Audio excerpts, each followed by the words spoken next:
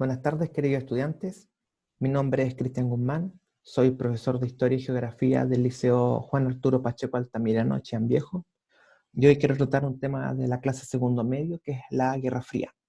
Ustedes pueden apoyarse en su libro de la página 131 a la 136 y hacer las actividades respectivas y mostrárselas a su profesor. Bueno, lo primero que tenemos que tener presente es que la Guerra Fría, ante todo, no es un conflicto directo, ¿ya? Es una tensión permanente, es un conflicto hegemónico por dos grandes bloques: el bloque occidental liderado por los Estados Unidos y el bloque oriental liderado por la Unión Soviética. Esto en el transcurso de 1947 a 1991, ¿ya? Eso significa que en esta tensión permanente ambos países, ambos bloques, luchan por demostrar qué ideología política, económica es mejor que la anterior y tratan de influir en otros para para demostrar su hegemonía en ella, ¿ya? Esa hegemonía, esos bloques enfrentados defienden dos modelos diferentes. Estados Unidos, por ejemplo, defiende un modelo liberal, una democracia pluripartidista y con un sistema económico conocido como capitalismo, mientras que la Unión Soviética tiene un modelo comunista con un partido único, en el cual la economía es centralizada y controlada por el gobierno. Asimismo, este bloque oriental y este bloque occidental solamente se ayudaban entre ellos mismos. Por ejemplo, el bloque occidental tenía una ayuda militar para solamente los países occidentales, conocido como OTAN, mientras que en el bloque oriental se conocía como Pacto de Varsovia. Por otro lado, desde el punto de vista económico, el bloque occidental tenía una ayuda económica para posterior a la Segunda Guerra Mundial, conocida como Plan Marshall, con el objetivo de reconstruir Europa, mientras que en el bloque oriental estaba el CAME o CAMECON. La competencia entre Estados Unidos y la Unión Soviética no solamente se expresó en términos políticos, económicos y militares, sino que también se llevó a cabo en otros tipos de ámbitos, como por ejemplo el cine, la propaganda, el deporte, incluso en el espionaje, ¿ya? Y eso significa que la población tenía que tomar una decisión, tenía que tomar un bando. Por eso se habla que esta Guerra Fría el mundo se vuelve bipolar. O apoyas a los Estados Unidos, el bloque occidental, o estás en contra de ellos. O apoyas a la Unión Soviética, al bloque oriental, o estás en contra de ellos, ¿ya? No había un término medio en ese sentido, ¿ya? Una de las características también importantes de esta Guerra Fría es que hay una carrera armamentística entre estas dos superpotencias. Estamos hablando de que ambos países contaban con bombas atómicas y que perfectamente podrían generar una guerra nuclear. También tenían misiles intercontinentales que la hacían a enormes distancias, y obviamente esto aseguraba una destrucción mutua asegurada, o también conocida como MAD, ¿ya?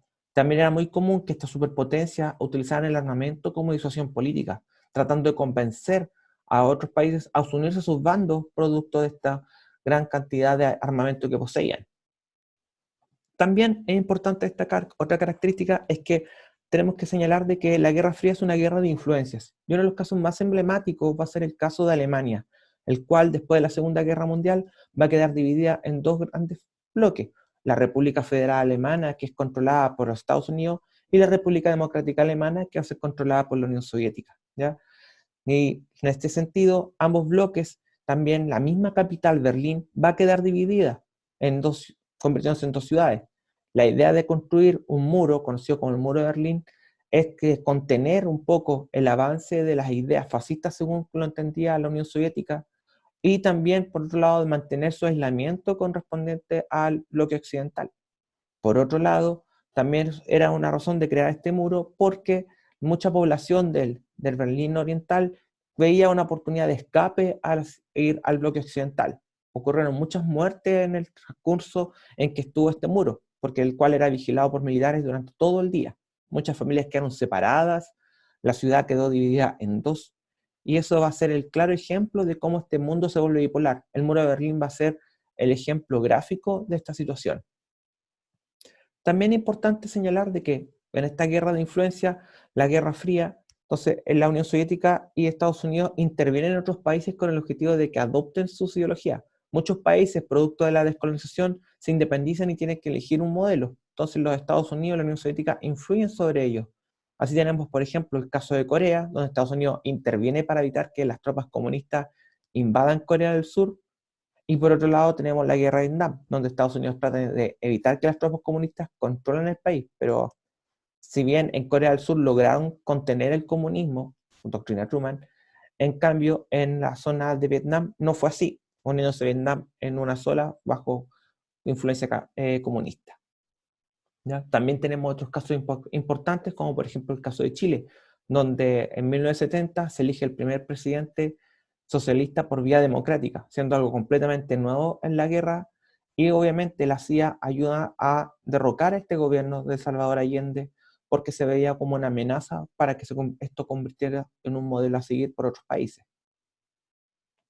A pesar de que habían conflictos y tensiones constantes entre Estados Unidos y la Unión Soviética, también hubieron momentos de coexistencia pacífica, o sea, existieron conversaciones y acuerdos de desarme.